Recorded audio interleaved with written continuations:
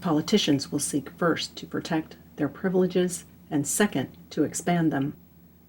King versus Parliament in 17th century England, from absolutism to constitutional monarchy, influence on American governing. Guest essayist, Joerg Knipprath. There have been few times as crucial to the development of English constitutional practice as the 17th century. The period began with absolute monarchs ruling by the grace of God and ended with a new model of constitutional monarchy under law created by Parliament. That story was well known to the Americans of the founding period. The destructive civil wars between the houses of York and Lancaster, known as the War of the Roses, ended with the seizure of the throne by Henry VII of the Welsh House of Tudor in 1485. The shifting fortunes in those wars had shattered many prominent noble families. Over the ensuing century, the Tudor monarchs, most prominently Henry VIII and Elizabeth I, consolidated royal power. Potential rivals, such as the nobility and the religious leaders, were neutralized by property seizures, executions, and dependence on the monarch's patronage and purse for status and livelihood. Economic and social change in the direction of a modern commercial nation-state and away from a feudal society where wealth and status were based on rights in land had already begun before those wars. This change was due to financial necessities and a nascent sense of nationalism arising from the 100 Years' War between the English Plantagenet kings and the French House of Valois. Under the Tudors, England's transition to a distinctly modern polity with a clear national identity was completed. When Elizabeth died childless, the Tudor line came to an end, and the throne went to James VI, Stuart of Scotland, who became James I of England, styling himself for the first time King of Great Britain. On the whole, James was a capable and serious monarch, but had strong views about his role as king. His pugnaciousness brought him into conflict with an increasingly assertive Parliament and its allies among the magistrates, especially his Attorney General and Chief Justice, Sir Edward Coke. The need for revenues to pay off massive debts incurred by Elizabeth's war with Spain was the catalyst for the friction. James was well educated in classic humanities and had a moderate literary talent. He wrote poetry and various treatises. He also oversaw the production of the New English translation of the Bible. As a side note, I have found it amusing that 400 years ago, James warned about the dangers of tobacco use. It was James's political writing, however, which irked Parliament. He was a skillful defender of royal prerogative and seemed to derive satisfaction from lecturing his opponents in that body about the inadequacies of their arguments. James was able to navigate relations with Parliament successfully on the whole, mostly by just refusing to call them into session, but his defense and exercise of his prerogatives, his claim to rule as monarch by the grace of God, and his pedantic and irritating manner, coupled with the restlessness of Parliament after more than a century of strong monarchs, set the stage for confrontation once James departed this mortal coil. Parliamentary authority had accreted over the centuries through a process best described as punctuated equilibrium. To borrow from evolutionary biology, Anglo-Saxon versions of assemblies of noble advisors to the king existed before the Norman conquest, in accordance with the customs of other Germanic peoples.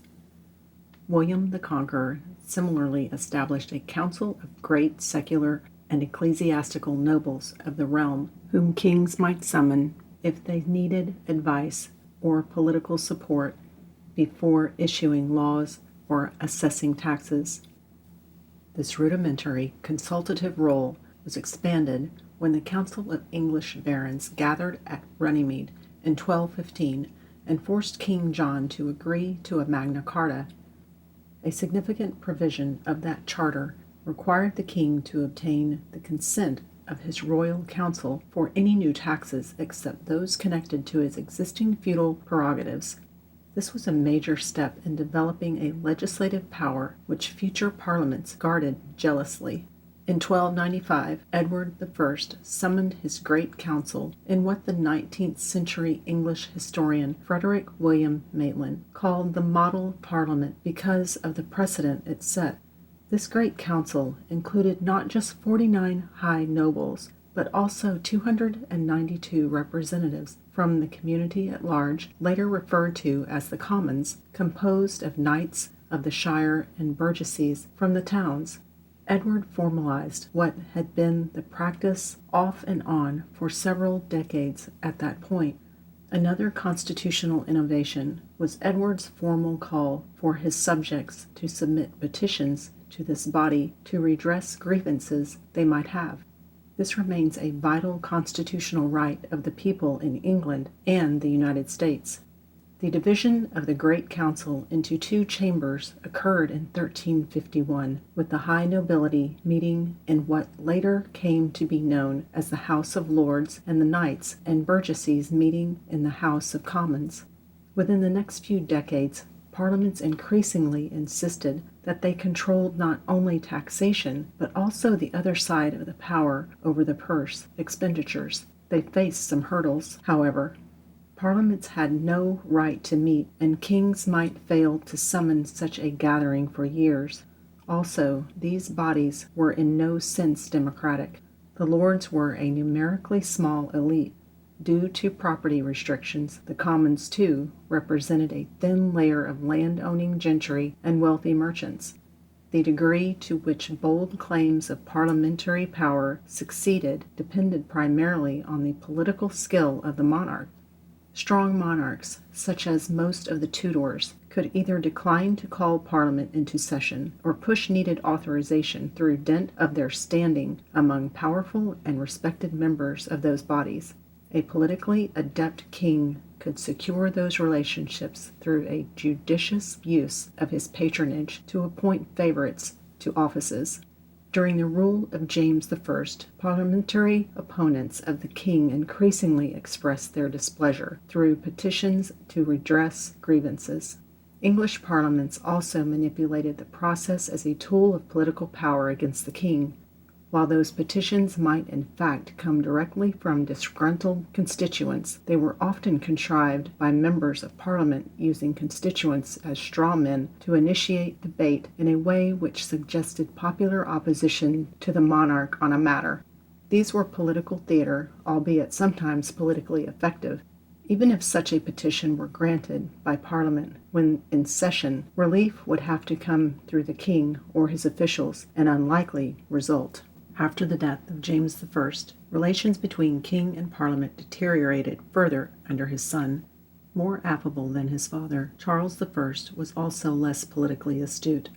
As adamant as his father had been about protection of royal prerogative, Charles made too many political missteps, such as arresting members of parliament who opposed various policies. Much of his political trouble arose from England's precarious financial situation, partly due to misbegotten and unpopular military campaigns precipitated by Charles's foreign minister, the Duke of Buckingham. When Parliament proved uncooperative, he attempted to finance these ventures and various household expenses through technically legal but constitutionally controversial workarounds. One constitutional theory held that taxes, especially direct taxes on wealth or persons, were not part of the king's prerogative. Rather, such taxes were gifts from the people. As with other gifts, the king might ask but could not compel. The people could refuse. It was impractical to ask each person. Instead, the Commons collectively could vote to grant such a gift to the king. The king had the prerogative, however, to enforce feudal obligations, collect fees, or sell property to raise funds. When Parliament in 1626 refused to vote taxes to pay for the military expeditions, Charles instead imposed forced loans on various individuals. Although such loans were deemed legal by the courts, this constitutional legerdemain was exceedingly unpopular and failed to produce significant income. Worse for the king, Parliament adopted the Petition of Right in 1628, which, in part, reaffirmed Parliament's sole power of taxation. Charles at first agreed, but soon reneged. He dismissed Parliament and reasserted his power, at least to collect customs duties. The petition would prove to be significant eventually for another reason, because it also asserted certain rights which the king could not invade. Charles then ruled without Parliament. To pay for his expenses, he resorted to various arcane levies, fees, fines, rent assessments, and sales of monopoly licenses. Still, he ran out of funds in 1640. Needing money for a military campaign against the Scots, he called Parliament into session. The first session proved unproductive, but he summoned another Parliament, which met in various forms for most of the next 20 years and became known collectively as the Long Parliament. Friction between Charles and Parliament led to civil war. A military coup by General Oliver Cromwell and other officers of the new model army, the trial of Charles by a Rump Parliament purged of his supporters by the Puritan military, and the regicide in 1649. Following the execution of Charles, the Rump Parliament abolished the monarchy and proclaimed England to be a commonwealth. Deep political divisions remained. If anything, executing who historians consider one of the most popular English kings undermined the legitimacy of the Commonwealth with the people. Cromwell finally dismissed the Rump Parliament forcibly in 1653 after scorning them with the splendidly pungent "In the name of God, go" speech, the likes of which would not be heard today. The Protectorate, established later that year, did not smooth the relations between Parliament and Cromwell. In essence, this was a military dictatorship, and even the absence of royalists in the Commons and the interim abolition of the House of Lords did not prevent opposition to him. The two Protectorate parliaments also were dissolved by Cromwell when they proved insufficiently cooperative, especially in matters of taxation, and too radically Republican for Cromwell's taste, having dared to challenge the Lord Protector's control over the military. Although the Protectorate military government was an aberration in English history, it produced some notable constitutional developments. The Instrument of Government in 1653 and the Humble Petition and Advice of 1657 collectively are the closest English has come to a formal written constitution. They created a structure of checks and balances which captured the trend of the English system from an absolutist royal rule to a limited constitutional monarchy. Although these two documents eventually were jettisoned by the Cavalier Parliament after the Restoration, they became a model for resolution of a subsequent constitutional crisis. The instrument provided the basic structure of government for the Protectorate. It was drafted by the radical Republican Puritan General John Lambert and adopted by the Army Council of Officers in 1653. It was based on proposals which had been offered in 1647 to settle the constitutional crisis with Charles I, but which the king had rejected. The instrument set up a division of power among the Lord Protector, a Council of State, and a Parliament that was to meet at least every 3 years. The last had the sole power to tax and to pass laws. The Protector had a qualified veto over the Parliament's bills. However, he had an absolute veto over laws which he deemed contrary to the instrument itself. Moreover, Parliament could not amend the instrument. Although these provisions put Cromwell in the position of final authority over his constitution, the proposition that Parliament was limited by a higher law contradicted principles of parliamentary supremacy. It anticipated the later American conception of the relationship between a constitution and ordinary legislative bodies. The Humble Petition and Advice was adopted by Parliament in 1657. It proposed some amendments to the instrument, among them making Cromwell king and creating the other house, a second chamber of Parliament composed of life-term peers. Cromwell rejected the first and accepted the second. After Cromwell's death in 1658, the resignation of his son Richard as Lord Protector the following year, the Protectorate ended. This created a political vacuum and danger of anarchy. In the end, one of Cromwell's trusted leaders, General George Monk, led elements of the new model army to London to oversee the election of a new convention parliament. Though Monk had been personally loyal to both Cromwells, he was also a moderate royalist. The new Parliament technically was not committed either to the Commonwealth or the monarchy. However, it was controlled by a royalist majority, and popular sentiment was greatly in favor of abolishing the military government and restoring the monarchy. Monk sent a secret message to Charles II for the prince to issue a declaration of lenity and religious toleration. After Charles complied, Parliament invited him to return as king. Although the new king also fervently believed in his divine right to rule and proceeded to undo the Protectorate's laws and decrees through his friends in Parliament, which again included the restored House of Lords, he was savvy enough not to stir up the hornet's nest of Stuart absolutism too vigorously.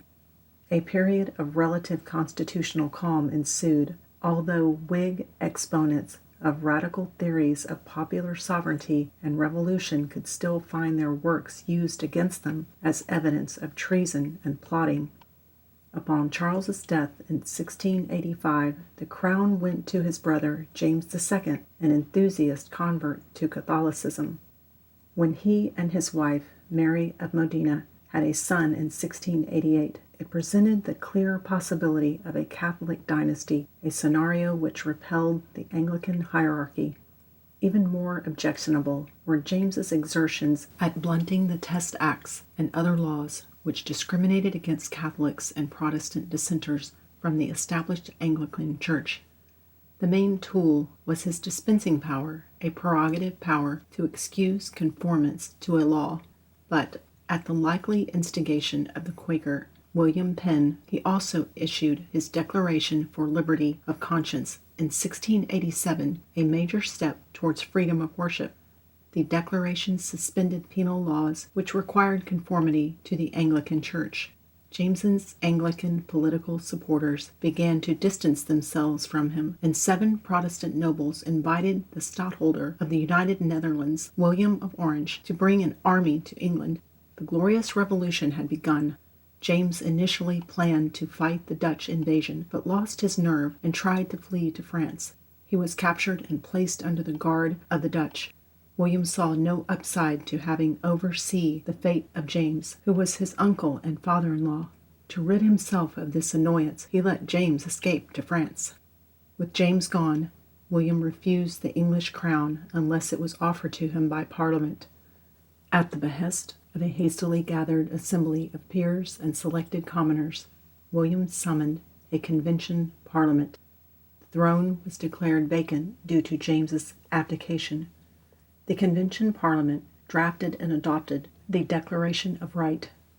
The following day, February 13, 1689, they offered the crown to William and Mary together as king and queen, with William alone to have the regal power during his life. After accepting the crown, William dismissed the Convention Parliament and summoned it to reconvene as a traditional parliament. The Convention Parliament was another milestone in the development of Anglo-American constitutional theory and built on the earlier Protectorate's instrument of government. The process instantiated the radical idea that forming a government is different than passing legislation, and that the former is, in the later phrasing of George Washington, an explicit and authentic act of the people. The opponents of the Stuarts had long claimed that all power was derived originally from the people. However, parliaments had challenged the king's supremacy with the claim that they represented the estates of nobles and commons, and that the people had vested all constitutive power in them. But if the people were truly the ultimate source of governmental legitimacy, how could they permanently surrender that to another body? This debate was carried on among the Whig Republican thinkers of the era, such as the radical Algernon Sidney and the moderate John Locke. It raised knotty and uncomfortable issues about revolution. Those very problems would occupy Americans for several decades from the 1760s on in the drive toward independence and the subsequent process of creating a government. There was no concrete condition that William and Mary accept the declaration, but the crown was offered on the assumption that the monarch would rule according to law. That law included the provisions of the Declaration once the reconvened Parliament passed it as the Bill of Rights in December 1689. Until then, the Declaration had no force of law, not having been adopted by Parliament as a legislative body and not having received the royal assent. This has been the process of the unwritten English Constitution, as with the various versions of the Magna Carta and other famous charters and proclamations. The Act of Parliament is required to make even such fundamental arrangements of governance legally binding. The English Bill of Rights is, mostly, still a part of that unwritten Constitution, although some provisions have been changed by the subsequent enactments. The English Bill of Rights, built on the Petition of Right to Charles I in 1628 and the Habeas Corpus Act of 1679, is expressly guaranteeing certain rights. Among them were protections to petition for redress of grievances, to have arms for self-defense for Protestants against cruel and unusual punishments or excessive bail or fines, and for trial by jury. Moreover, it protected members of Parliament from prosecution for any speech or debate made in that body. Many of these same protections appeared in American colonial charters, early American state constitutions, the petitions of state conventions ratifying the Constitution, and the American Bill of Rights.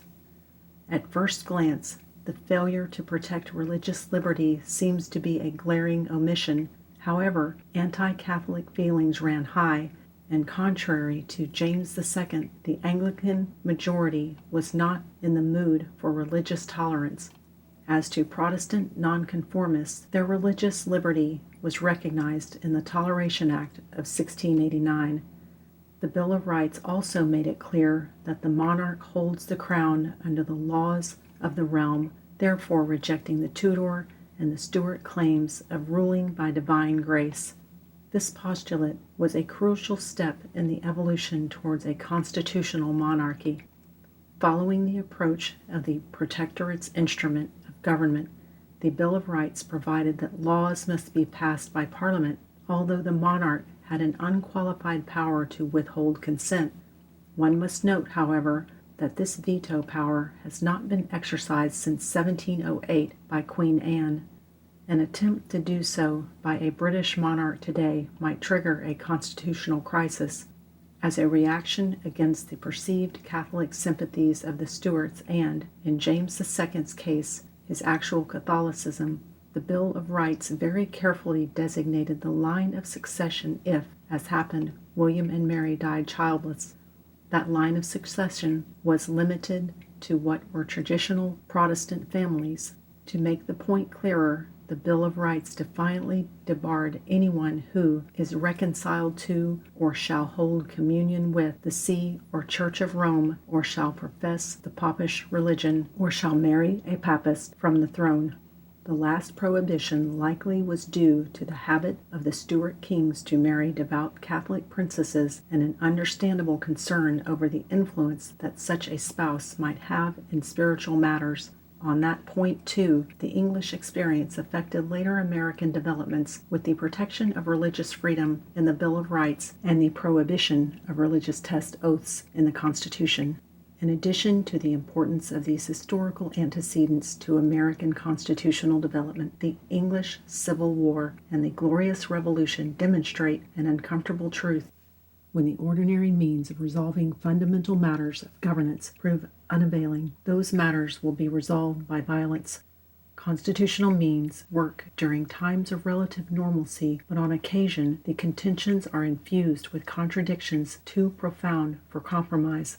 It is an axiom of politics that politicians will seek first to protect their privileges and second to expand them. The increased demands by parliamentarians for political power inevitably clashed with the monarch's hereditary claims. Both sides appealed to traditional English constitutional